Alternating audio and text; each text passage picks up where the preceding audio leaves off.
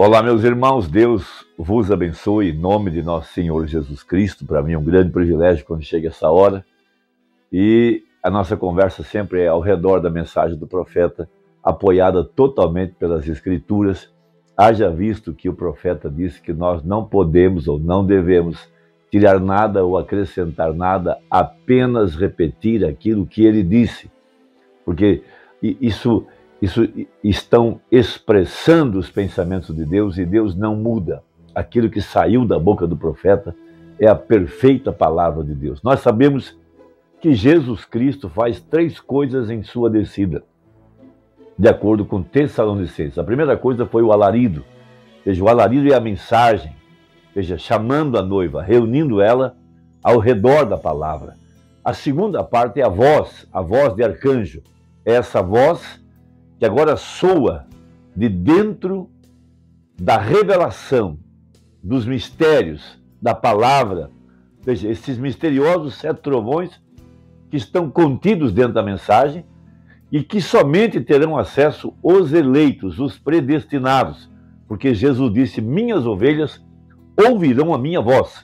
E nesses misteriosos 7 trovões, que não estão escritos na Bíblia, mas que seriam revelados nos dias da voz do 7º anjo, é a revelação de Jesus Cristo em sua descida, de acordo com a profecia. O mesmo Senhor descerá do céu com alarido. Veja, isso foi a mensagem percorrendo o mundo 7 vezes, com sinais e maravilhas, para provar que era Deus dentro do homem. Veja, que o homem era apenas um vaso, atrás do qual estava o Filho do Homem. Veja, provando, veja, que ali estava Deus encarnado, a palavra, a voz de Deus através desse ministério. Ele sai de cena.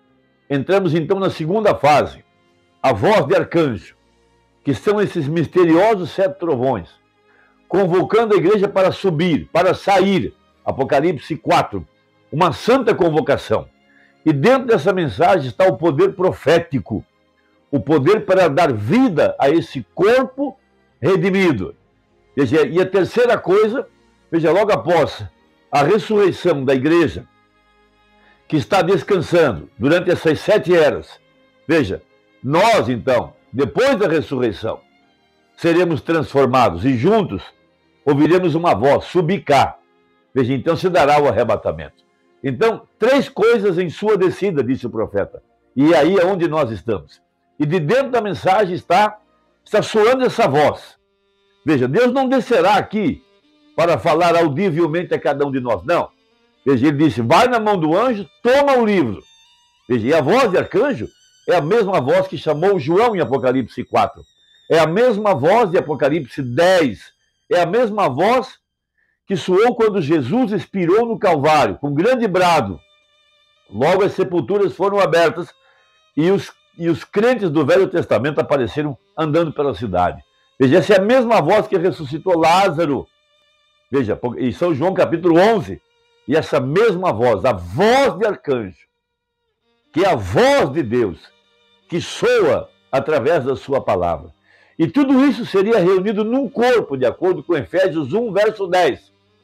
Veja, de tornar a congregar em Cristo. Veja, e Cristo é a palavra manifestada, feita carne, em seu corpo, que é a igreja. Ali é o lugar de adoração.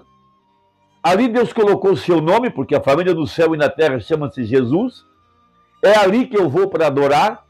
Veja, é ali que eu estou, veja, no verdadeiro tabernáculo, porque só há um corpo, esse corpo é o corpo de Cristo, e ali está a verdadeira igreja. Então, em Efésios, capítulo 1, verso 1, capítulo 1, verso 10, diz: de tornar a congregar em Cristo, veja, todas as coisas, na dispensação da plenitude dos tempos.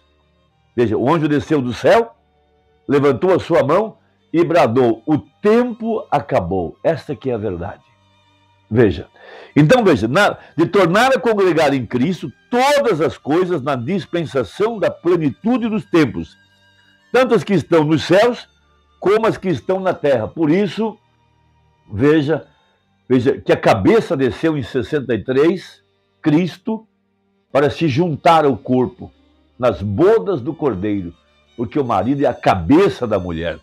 Agora, juntando isso com Efésios 2, o verso 20, 21 e 22, a respeito desse corpo, desse templo não feito por mãos de homens, veja, reedificado após a saída da Babilônia, de acordo com a profecia, depois das 7 eras, edificado sobre o fundamento dos apóstolos e dos profetas, de que Jesus Cristo é a principal pedra de esquina, no qual todo edifício bem ajustado cresce para templo santo no Senhor, no qual também vós juntamente sois edificados para morada de Deus em espírito. Então ali está o único lugar provido por Deus para adoração, porque a pedra cortada sem mãos, veja, o topo da pirâmide, que veio coroar essa obra, que veio coroar o templo, veja, a pedra que os edificadores rejeitaram, a pedra de coroa que é Cristo, veio coroar a verdadeira igreja, veja, veio coroar o templo, veio coroar o lugar de morada, veio coroar aonde é que a igreja está reunida nesta hora. Ela está reunida ao redor da palavra manifestada e revelada, que foi vindicada na vida do seu profeta.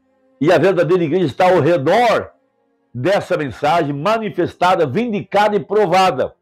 Essa pedra cortada sem mãos, com 7 olhos, que veio clamando, a voz da aclamação. Veja, essa foi a mensagem. Graça, graça a ela. Ela é a igreja. Então prega o profeta na mensagem, o único lugar provido por Deus para adoração, parágrafo 262.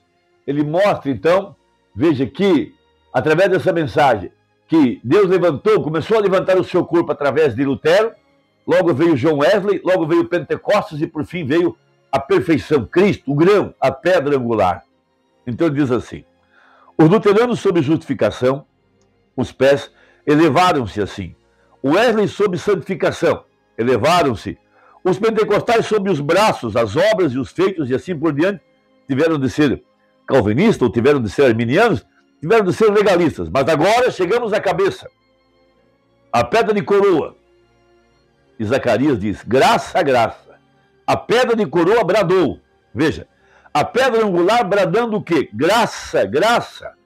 Passou da morte e credo a uma palavra viva do Deus vivo. O único plano provido por Deus para a sua era. Seus filhos na era da palavra, vivificada pelo Espírito, como uma centelha que é acesa de alguma coisa para vivificá-la. E assentados agora, nos lugares celestiais, veja, nesse tempo presente, essa igreja efesiana, veja, já vivos e sujeitos a cada promessa na palavra. Veja, nos dias da vinda de Malaquias 4, nos dias da vinda do Filho do Homem, nos dias em que os misteriosos 7 selos revelariam os 7 trovões de Apocalipse 10, para trazer a igreja, reuni-la em Cristo pelo poder vivificador do Espírito Santo, colocando ela em ordem, em posição, no corpo de Cristo. Veja, já vivos e sujeitos a cada promessa da palavra. Então o que isso faz? Você sendo parte do gênio de Deus. Veja, Jesus havia dito, na casa de meu pai há muitas moradas. Veja, foi ali que a igreja se juntou, nesse corpo de Cristo. Veja, carregando o gênio da palavra. Uma parte da palavra, outros homens uma parte da palavra de Deus, assentados juntos, manifestam o corpo inteiro de Cristo, porque não há fermento entre vocês. Veja, está vendo a respeito do que ele está falando? Nenhum fermento entre vocês, apenas a palavra, somente assentados nos lugares celestiais, na porta onde ele pôs o seu nome, Cristo Jesus, no seu corpo, no seu tabernáculo. Nenhum fermento entre vocês, uma igreja pura, sem mácula. Isso traz a inteira plenitude da divindade corporalmente entre vocês. Ali estava Deus em carne humana, o Emanuel, o mesmo ontem, hoje, eternamente. E aí é onde a igreja está se juntando ao redor desse corpo palavra, sim? Veja, não pode fazer isso na era do Lutero, não pode fazer isso na era de Wesley, não pode fazer isso na era pentecostal, senão no dia em que o Filho do Homem será manifestado. Cristo, ali está o nome, ali está o lugar. Sim, a palavra interpretada, revelado, trouxe de volta a igreja junto com a inteira divindade de Deus entre o seu povo, mostrando os mesmos sinais visíveis, manifestando-se como se manifestou no princípio, quando se manifestou na terra numa forma de profeta a Deus. Oh, glória! Prometido por Malaquias 4, prometido pelas demais escrituras. Onde você o adora? Na casa de Deus, assentados, agora, no tempo presente, em lugares celestiais. Veja, esta é a profecia. Por isso não é sem razão que Enoque, o sétimo, está representando a era da pedra angular. Veja, porque um profeta é o refletor de Deus. Quantos sabiam nisso? O refletor não reflete a si próprio. O refletor não é o reflexo. Tem de haver algo que atinge o refletor. Refletor para fazê-lo refletir. Assim, um profeta é um vaso escolhido de Deus, que não pode refletir nada de modo algum, a não ser que ele esteja em linha direta com esse reflexo. Deus, para refletir a imagem de Cristo, a palavra, veja, nada mais pode fazê-lo. Você é um refletor, é por isso que o profeta teve de comer o livro. É por isso que ele teve de comer o rolo. Ele tinha de refletir aquela palavra para aquela era. Essa é a mensagem que pregamos, amados. A mensagem refletiu a Deus em carne humana, de acordo com a profecia, o lugar onde Deus colocou sua palavra, o sangue aplicado, o sinal, a vida. É ali que a igreja se reúne. Deus te abençoe, espero que tenha contribuído. Deixa aí o seu comentário e até a próxima, se Deus quiser, em nome de Jesus. Amém.